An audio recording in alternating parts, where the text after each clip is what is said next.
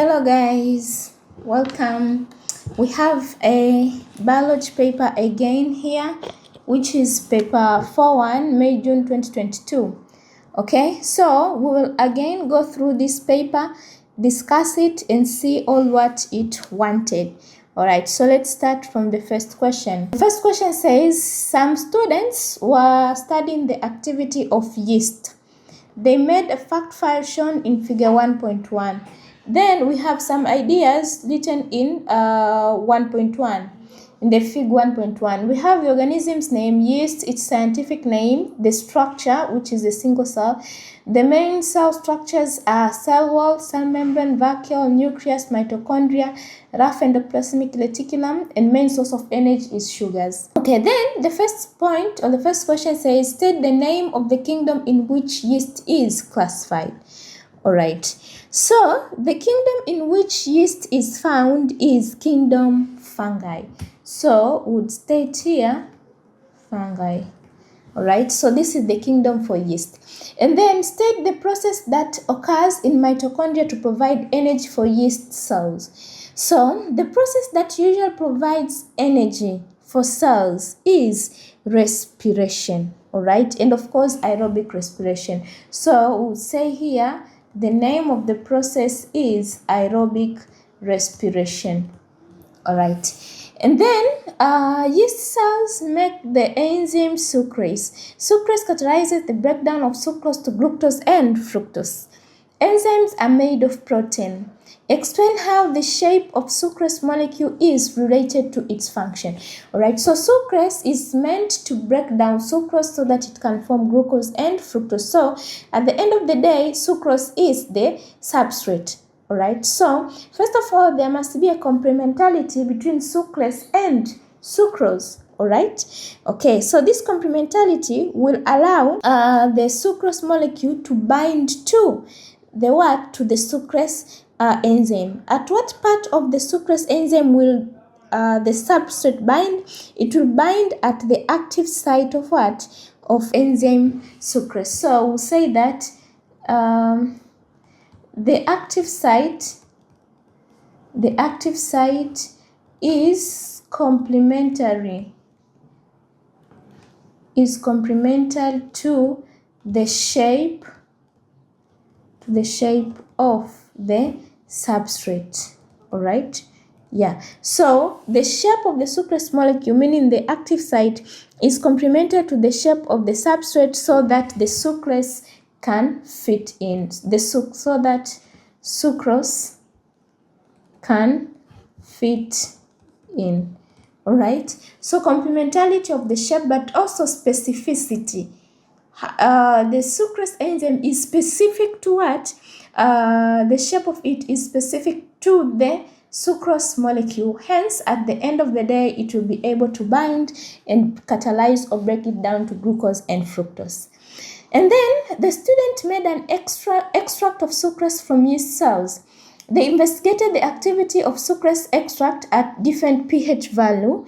They determined the rate of reaction at each pH. They then calculated the rate of reaction as percentage of the fastest reaction to give the percentage activity of sucrase. This is the result of their investigation. As we can see, on the y-axis we have percent of activity of the enzyme sucrase, and on the x-axis we have the pH at which the enzyme was functioning. Alright, we can see that at different levels of pH, the percentage was also varying. But from the graph, we see that at pH of 6 here, the enzyme activity was 100. So this was the optimum pH. Alright, and then again, we see that after pH of 6, we have a steep decrease in rate of reaction. Alright, but it keeps on decreasing as the pH increases. And also, at the beginning, when we had a low pH, the rate of enzyme activity was not that much. Alright, in comparison to when pH was 6. Alright, so the question says, describe and explain the effect of pH on the activity of sucrase in figure 1.2. We have to describe the activity of what? Of pH. Alright, so first of all, we'll say that activity increases as pH increases. As we can see, as the pH was increasing, the rate of activity was what? was also increasing. So enzyme activity increases with increase in pH. Enzyme activity increases with pH increase. All right, yeah, that is the first thing that we can see over there. All right, but then again we'll say that maximum enzyme activity is at pH of what? Of 6. So pH of 6 is the optimum pH. So we'll say maximum enzyme activity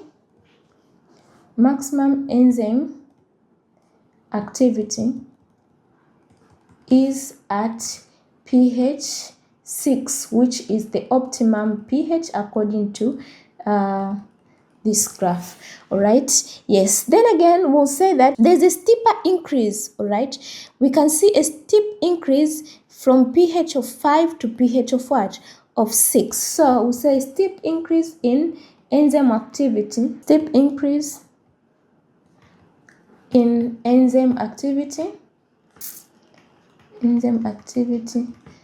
at pH 5 to 6.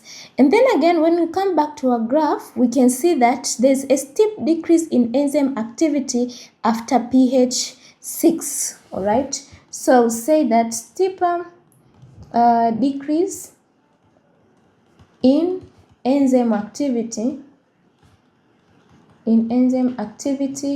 after pH 6. All right, yes.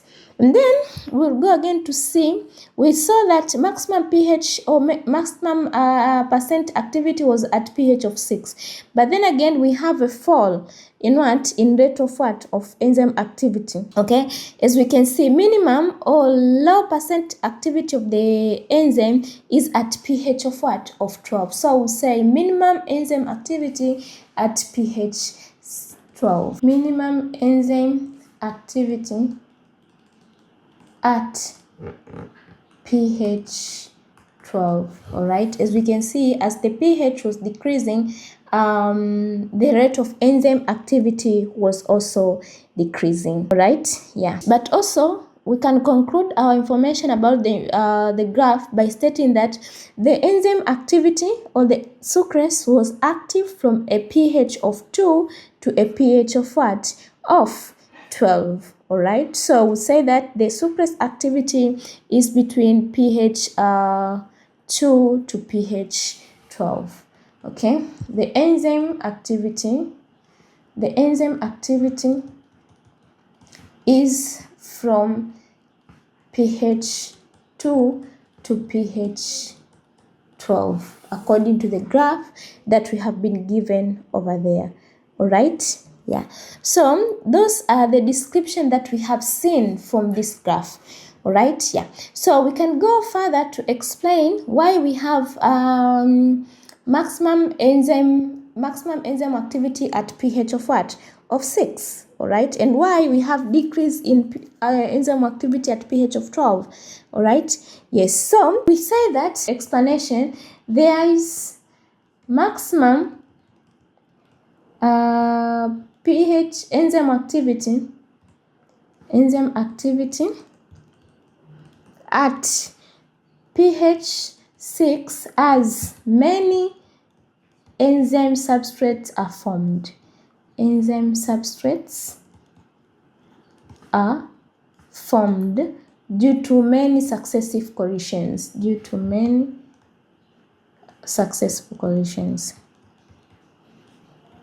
Okay, then the enzyme activity decreases after pH 6 as there is denaturing of enzyme active site due to an increase in pH. Enzyme active site, yeah, due to denaturing of enzyme active site due to pH increase. All right, yeah, so those will be the explanations of whatever we have seen in these results. Okay, so we move to the next question again. Okay, it says here mammals have a double circulation. Figure 2.1 is a diagram of a section through the heart of a mammal. The arrows show the direction of blood flow through the heart and blood vessels. As we can see, you have a lot of arrows here to show blood getting in and some to show blood going out of the heart. Okay, yeah. So the first question says, state the name of the chamber of the heart with the thickest walls. When we come to our diagram over here, we will see that this is the chamber of the heart with the thickest walls. You can see the diameter from here to here is a bit big compared to other chambers of the heart. So this chamber here is known as the left ventricle.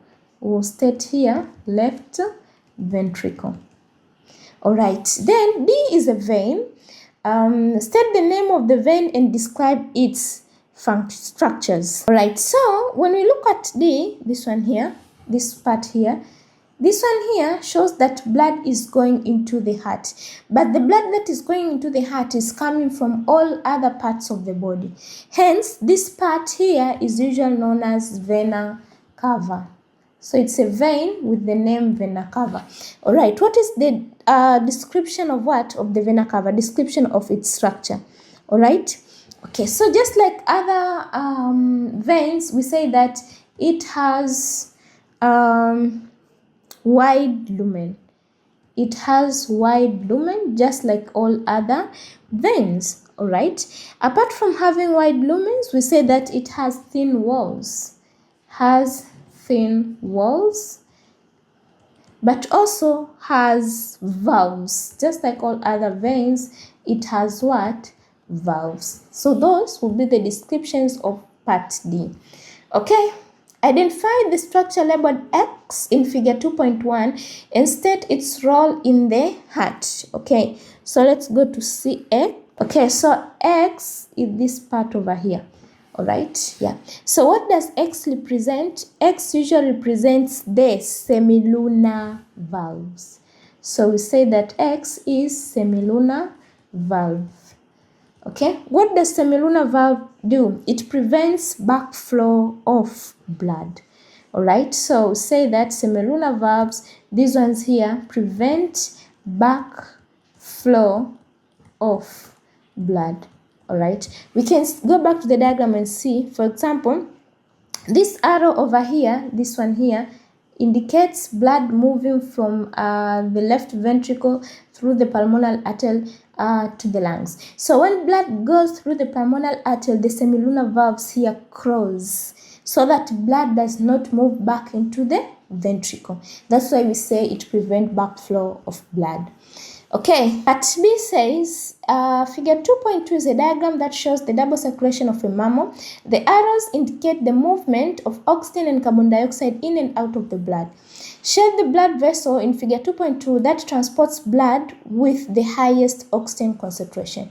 So here in this diagram, we need to shade the blood vessel, right? And that transports blood with highest oxygen concentration. This blood vessel should be coming from the heart, from the lungs over here, right? Why from the lungs? Because in the lungs we have gas exchange. All right, so if gas exchange is taking place, it means the blood vessel that is going from the lungs back to the heart will be carrying oxygenated blood from the lungs back to the heart. Hence, that part is going to be this one here. This is the part that we are going to shade. Okay, then describe the evidence shown in figure 2.2 that the mammal has double circulatory system in figure 2.2, or right here.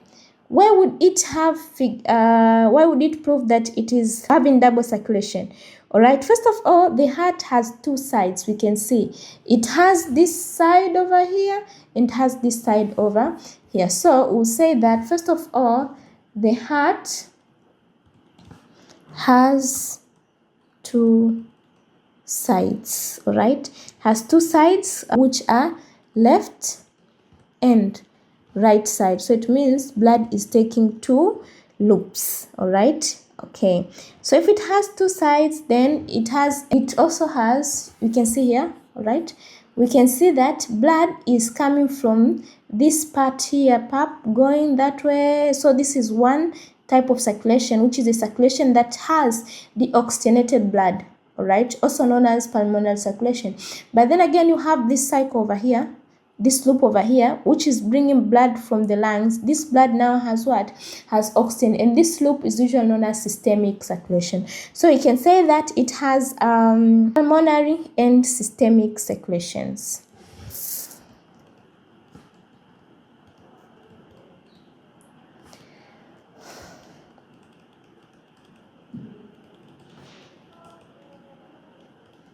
All right, yeah. So those are the two descriptions. Then we move to the next part, which says explain the advantages of double circulation. Why is double circulation important? All right. First of all, it prevents mixing of blood with oxygen and carbon dioxide. So the first advantage is that it prevents mixing of oxygenated and deoxygenated blood. Okay, this is the first thing, or first advantage of what? Of double circulation. Apart from that, we say that it ensures efficient oxygen supply. Right? It ensures efficient oxygen supply. That is the next thing. But also it ensures removal of what? Of waste. All right? Ensures removal of carbon dioxide, or you can say blood with waste. That's another thing. All right? Then again, it maintains metabolic rate. The high metabolic rate within the body. Why? Because we have high oxygen supply. And then again, it maintains the pressure. It maintains the pressure, all right? The pressure of blood within the body, okay? Yeah, so those are some advantages of double circulation within the body. Okay, we move to the next question. It says here, the pancreas is an organ that has roles in the digestive and hormonal systems of humans. Figure 3.1 shows part of the alimental canal and some of the associated organs. We can see we have parts labeled J, K, L, and we have parts stomach, pancreas, and pancreatic duct. State the names of the organs J, K, and L. All right, so let's start with J. J, this is the liver. All right, and then we have K, that just below the liver. This part here is the gallbladder. Okay, it's the gallbladder. And then we have part L. Part L, this is part of the small intestine known as duodenum. Okay, so those are the parts. And then B says the pancreas secretes hormones into the blood and enzymes into pancreatic duct. The enzymes are released into the alimental canal. Complete table 3.1 by stating the hormones and enzymes that are secreted by pancreas. Let's start with the hormones. The pancreas, we can say that it produces two hormones. What are they? It produces the hormones that maintain blood glucose, which are insulin and glucagon hormones. So we will say insulin, but also we will say glucagon hormone. And then enzymes secreted by the pancreas. We have a number of enzymes that are produced by the pancreas used in the process of digestion. One of them is lipase, all right? We have amylase, okay? And also, we have trypsin. Right, so those are some enzymes. We have maltase also. Those are some enzymes that are produced by the pancreas. All right, part C says chloride ions also move along the pancreatic duct. CFTR proteins in cells lining in the pancreatic duct move chloride ions out of the cell into the duct. Figure 3.2 is a diagram of a cell from the lining of pancreatic duct showing the location and activity of CFTR proteins.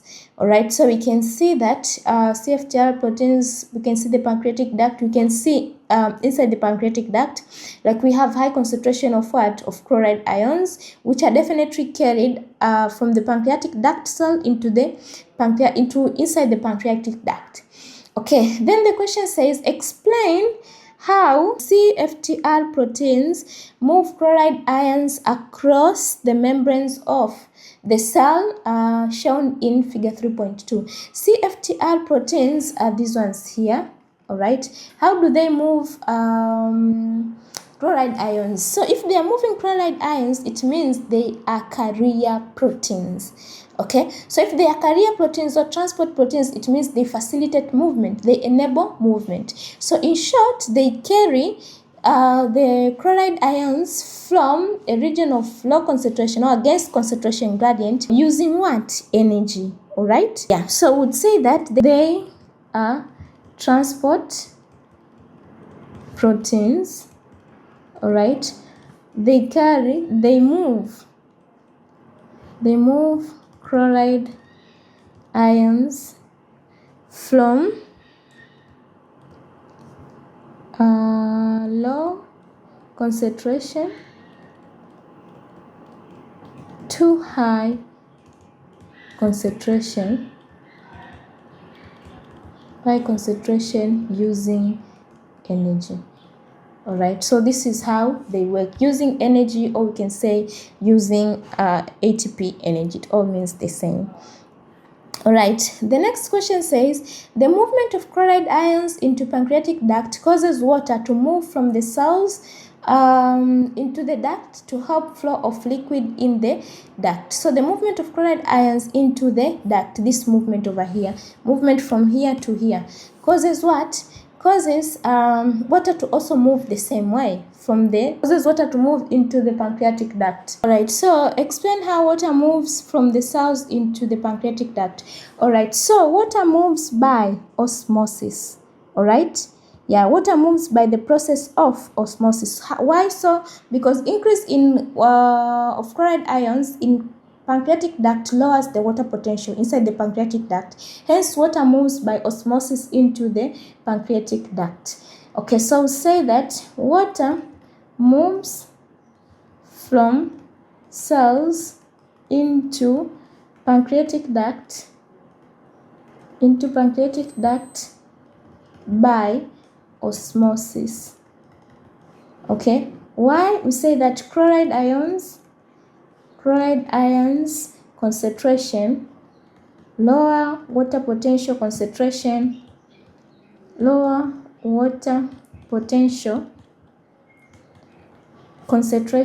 in the duct,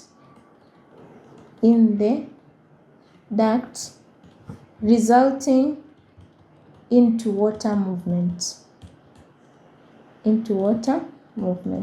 All right, so that is how this process is taking place.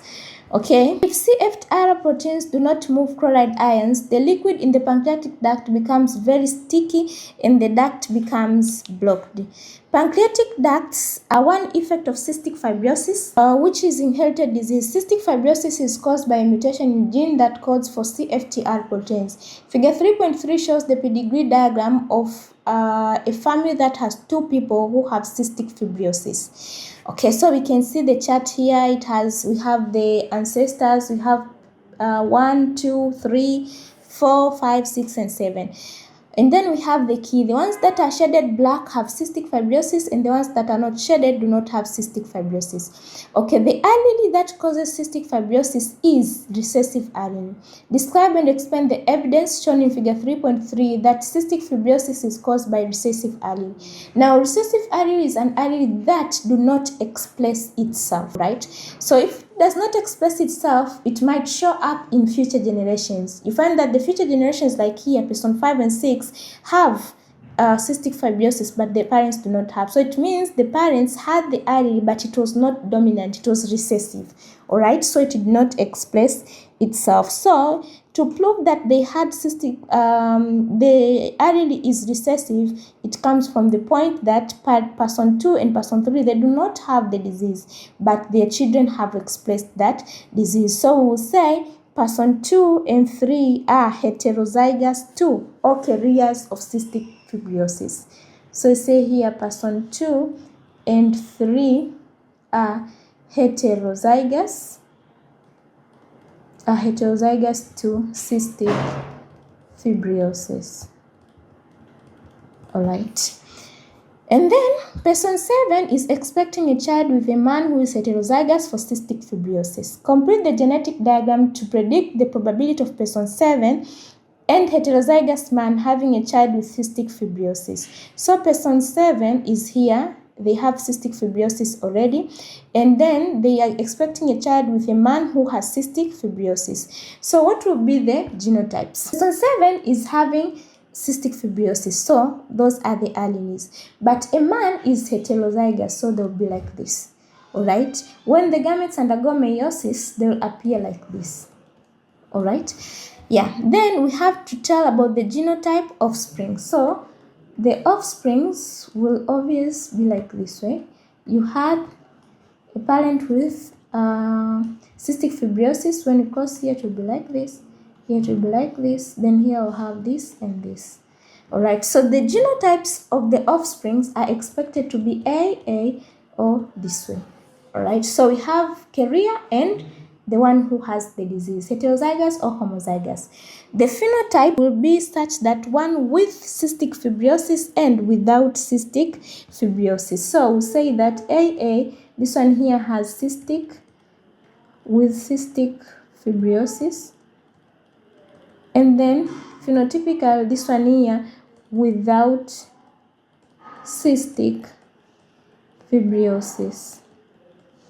Okay, probability of having a child with cystic fibrosis is going to be 50% because we have a probability of 2 of them having cystic fibrosis or 2 of them not having cystic fibrosis. So from there, the probability will be 50%.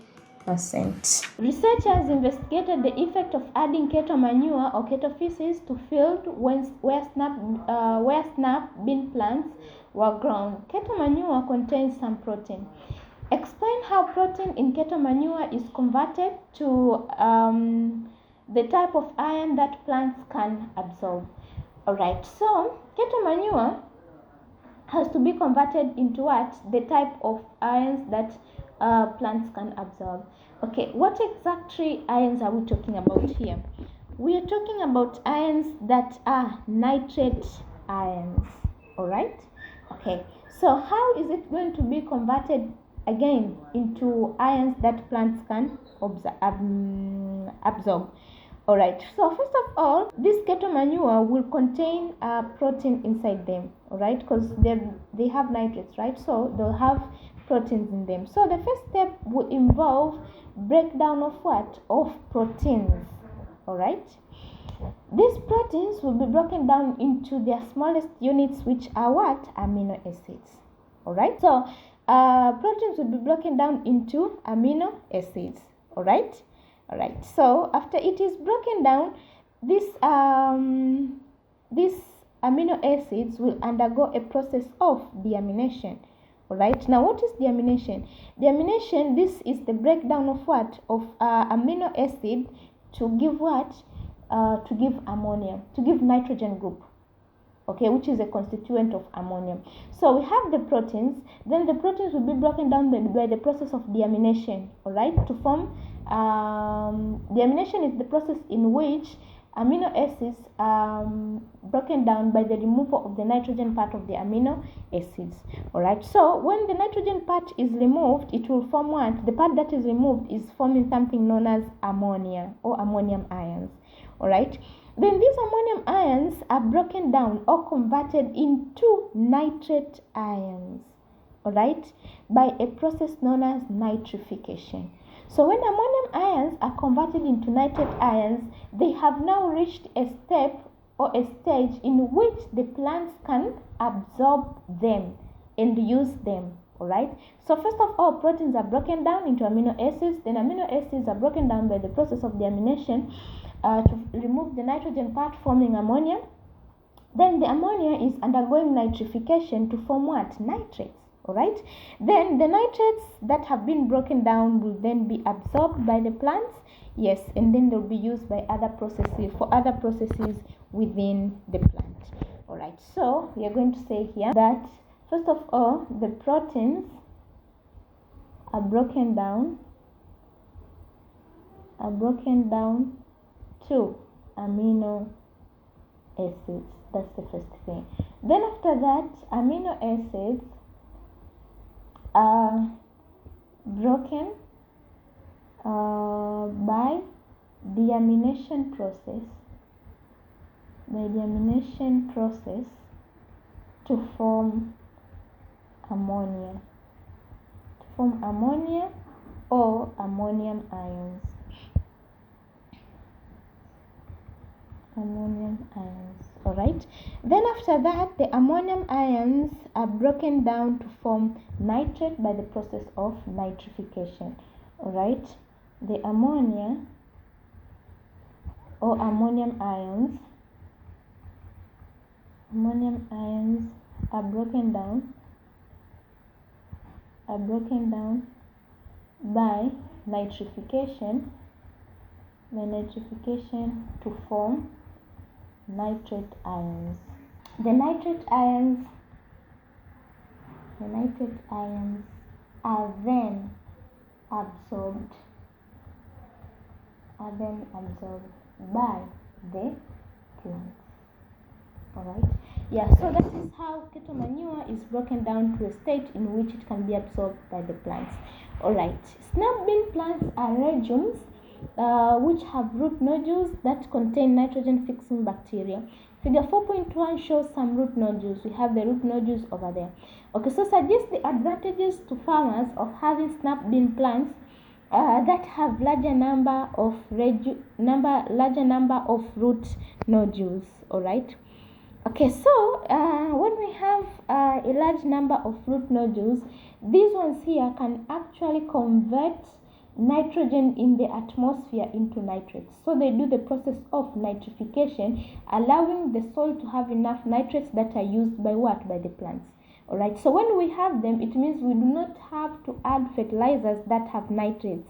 Why? Because the nodules can actually convert nitrogen into what? Into nitrates. Alright, so the advantage of having them is that we do not need to have fertilizers that have what? Have nitrates. So have less use of fertilizers. Alright. Okay, so the advantage is that farmers do not need to add fertilizers with nitrates. Alright. They do not need to add fertilizers with nitrates or fertilizers with nitrogen because we already have nodules that can convert atmospheric nitrogen into nitrates. Alright. Part 2 says the researcher investigated the effect of adding keto manure to fields of snap bean plants. Field 1 was treated with a small quantity of keto manure. Field 2 was treated with a medium quantity of keto manure. Field 3 was treated with a large quantity of keto manure. Field 4 was treated was not treated with any keto manure. The researchers counted the number of root nodules on samples of plant from each field when snap beans were harvested. So here we have the graph of of how the fields were treated. Alright, and we can see when a small quantity was applied, we only had almost the graph only ended here. When we had a large number, we have a very high recording from the graph, and without applying any fertilizers, we have the lowest recording from the graph. Alright, then calculate the percentage increase in average number of root nodules per plant when snap bean plants were grown with a large number of keto manure, field 3 compared to field 4. So field 3 compared to field 4. Alright, so let's read the graph at field 4. Alright, at field 4 it is here. Okay, so what is this point? This is 80, 84, 88, 92, 96. So field 4 is at 96. The reading is 96. Then we have to see field 3. What is the reading at field 3? Alright, so field 3 is here. 140, 144, 148, 152, 156. Field 4 is at 156. field 3 is at 156. So to get the percentage increase, we have to take reading 2 minus reading 1 over reading 1. Alright, so to get the difference will be reading 2 minus reading 1, which means 156 minus 96 over the primary reading, because we are taking field 4 comparing it to field 3. Whatever we get here, we multiply by 100. When we work this one here in the calculator, it gives us approximately 3%. Alright, so that is the percentage increase in what? In root nodules. Alright, Roman 3 says, when large quantities of manure are put into the field, on the fields, it can lead to eutrophication of streams and rivers. This can lead to death of fish. Describe how eutrophication of streams and rivers can lead to death of fish. First of all, we need to understand what eutrophication is. When we speak of eutrophication, we mean that this is enrichment of nutrients into what? Into water bodies. Alright, so when we have enrichment of nutrients into water bodies, what is the outcome? First of all, we have increased the growth of what? Of these producers like phytoplanktons inside the water bodies. Alright, when we have increased number of these phytoplanktons, for example, it means we have low amount of light that will reach organisms beneath these plants, because much light will be used by these plants for photosynthesis, and of course they will block light from reaching the lower sources. Alright, if that is the case, it means there will be competition for light resource. Alright, and if there will be competition for light as a resource, it means again we will have a large rate of what? Of death rate. And if we have a large death rate, we have large decomposition rate. So we have a lot of things accumulating at a short period of time, and at the end of the day you find fish are not going to get food to eat. Because of high rate of decomposition, they can also what? Die. Alright, this competition will lead into stuff like this. Alright, so results into increase of ions in streams and rivers. In streams and rivers, hence growth of many producers. Alright, now we have growth of many producers, alright, which causes increased competition for light. Alright, so many ions, many producers are growing, hence we have increased competition for light. Alright, yes. Then some producers lack light, fail to photosynthesize. Alright, fail to photosynthesize and die. Alright, resulting to increased rate of decomposition. Okay, alright, yes. Then decomposition also results into what? Reduced supply of oxygen, which can result into death. Alright, so decomposition results to reduced concentration of oxygen, causing death of fish.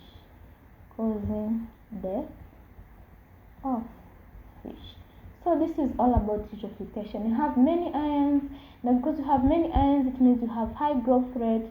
Now that you have high growth rate, you have competition for light. So some plants are dying, and then because some plants are dying, they need to be decomposed. So high rate of decomposition, which uses oxygen, hence reduced supply of oxygen, which can result into death for the fish. Okay, we move to question 5.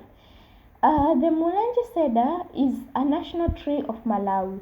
This species of tree grows naturally only on Mount Mulanje in Malawi. Many of the trees have been overharvested and destroyed by wildfires, resulting in deforestation as shown in figure 5.1. Alright, so figure 5.1 shows the effect of what? of deforestation. As we can see, we do not have many of the trees that were here. Then it says here, state the genus name of Melangiostrata plant. Alright, so we will get the genus name from what? From the scientific name given here. Alright, this one here is going to be the genus name, so we'll write it here. Witheringtonia. Alright, so this is the genus name. And then we move to the second part, which says explain the undesirable effects of deforestation on habitats that are on mountains such as Mount Mulanje. Okay, so what are the effects of deforestation? Alright, as we can see here, these plants which were found over here were holding soil together. Alright, holding soil particles together. Now, if deforestation occurs, what are the effects that will occur? Alright, one of the things that will occur is soil erosion, as now we do not have something that is holding the soil particles together. So one of the effects is soil erosion. Okay, apart from soil erosion, we will have floods. Alright, because soil is just being washed away, so flooding is something that is going to take place easily. Okay, yes. Then apart from that, we will have loss of biodiversity, because in here we have different species that are maybe using this place as a habitat. So in case of deforestation, it means we are going to lose them. So we say loss of biodiversity. Alright, yeah, loss of biodiversity. And also we would speak of what? Disruption of food chains, because obviously there's an interruption, a feeding relationship between the organisms that are surviving in this area. Alright, in case of anything that is disturbing them, then we'll have disruption of food chains. Okay, disruption of food chains. So those can be some undesirable effects from what? From deforestation. Okay, scientists in Malawi are working to prevent the extinction of the Melangiostrata tree in its natural habitat. Explain the benefits to other organisms on Mount Mulanje of conserving the Melangiostrata tree in its natural habitat. So what are the advantages? Mind you, here we said one of the advantages is disruption of food chain. But if we maintain it, it means we will get what? We will get food sources. We will have sources of what? Of food. Alright? Yes. And then apart from that, we will not have loss of biodiversity, because the organisms that are living here will keep on surviving. Alright? Yeah, so we can say that it will be a source of habitat. Okay, so we will not lose organisms, as they will use this place as a place in which they are doing what? They can keep on surviving. Alright? Yeah, so those can be some advantages, and we can add more. Apart from that, we can say nutrient cycling, because you know we are not losing nutrients, we are not losing soil and stuff like that. So nutrient cycling. Alright, so these can be some advantages of having the organisms, of conserving the Mount Mulanje cedar tree. Okay, the seeds of many endangered tree species are kept in seed banks. Suggest why it is important to collect seeds from many individual trees of each species rather than just one tree. Okay, why would we collect seeds from many trees instead of only one? Well, first of all is to maintain genetic diversity. Because when we conserve trees from seeds from only one tree, we will only be preserving one kind of what? Of a species. But if we have many of them, it means we are maintaining the different kind of what? Of species of that particular kind of tree. Alright, so one of them is to maintain genetic diversity. Alright, yeah. Apart from that, we have like researches. We have researches that can be done now, because we have different species. It means we can do them. We can do our researches properly. But also, we have different changes that are taking place in the environment on a daily basis. Okay, so when we collect different species, it means we will have certain species that will be resistant to what? To environmental changes. All right. Yeah, so some may survive, some may not survive. All right. Yeah, so we say that also to enable them to have seeds that can be adapted to the environment. All right, to have seeds or species that adapt to the environment. All right. Yeah. Okay, so these ones here are some advantages as to why we have to collect seeds from many individual trees of each species rather than only one. Okay, move to question 6. Question 6 says, figure 6.1 is a flow diagram showing the events that occur to form a human fetus. We have organ P, we have ovary, we have diploid cell, we have process Q, and then from process Q we form haploid sperm cell, we form haploid egg cell, then we have process R, which results into diploid cell S, then process T, which results to embryo, and then process U and fetus. Okay, then it says here, complete table 6.1 by using the information in the flow diagram to identify the cell, the organ, and the process shown in figure 6.1. Okay, cell, organ, or process. Let's start with organ P. Okay, where's organ P? Organ P will have some diploid cells that will result into haploid sperm cells. So it's obvious an organ that produces sperm.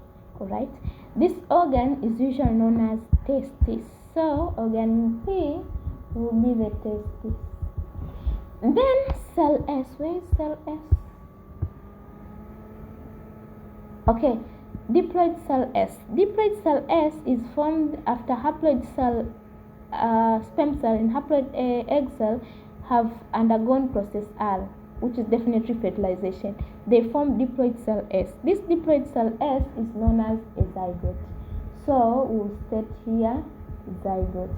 And then process Q produces haploid sperm and egg cell.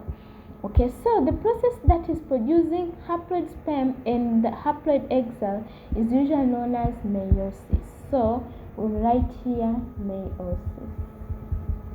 And then we move to process R, which produces diploid cell S. Process R, again, it involves fusion of haploid sperm cell and haploid egg cell. So process R is definitely fertilization. Alright, so we'll start here fertilization. Okay, process T occurs so that cell S can grow into an embryo. Process T occurs so that cell S can grow into an embryo.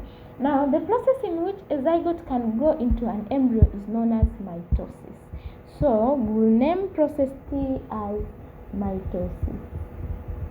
And then process U occurs so that the embryo can gain nutrients and oxygen from the mother's blood. So we have the embryo, now it has to gain nutrients and oxygen from the mother's blood. So it means it has to attach itself onto the placenta. This process is usually known as implantation. So we will definitely say here implantation. Alright. Then we go to the next part of the question, which says, state why it is important that sperm cell and egg cell are haploid and not diploid.